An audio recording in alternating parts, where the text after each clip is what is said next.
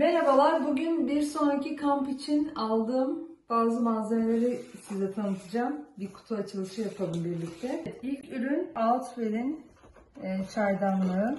Çaydanlığın ön kısmında şöyle bir kapağı var, suyun aktığı yerde. Kolu hareketli, bir de açabilirsem şöyle kapağı var. İçi çelik. Bakalım ilk kamp çayımızı bu sezon bu çaydanlıkla yapacağız. İkinci ürün ise bir fener.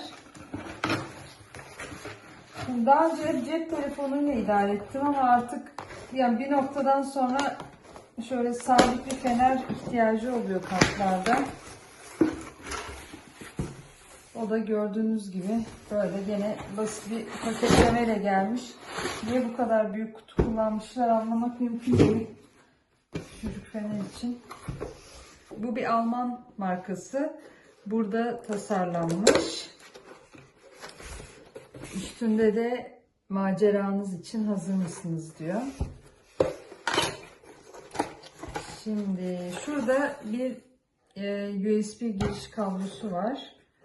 Bu fenerin en güzel özelliği tamamen şarj edilebilir olması ve aynı zamanda bir power bank olarak çalışıyor. Bu eski gaz lambalarını andıran bir dizayn var. Biraz da modernize etmişler. Şuradan hem şarj ediliyor hem de power bank olarak kullanılabiliyor. Deneyelim bakalım. Şarjı var mı? Evet, bunu şarj etmemiz gerekecek.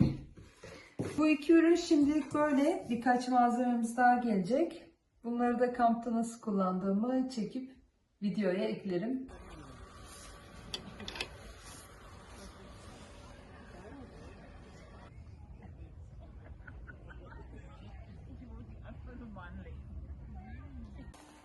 Lamba gayet güzel çıktı.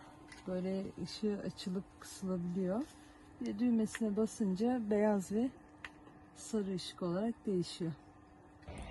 Su ısıtıcısı ile ilgili genel yorumum iyi, gayet güzel. Ön tarafında su kaynadığında şuradan ses veriyor buharla birlikte. Ve en önemlisi şu sapıydı benim için. Kaynarken yani su kaynadıktan sonra sap ısınmıyor. Gayet güzel bir ürünmüş.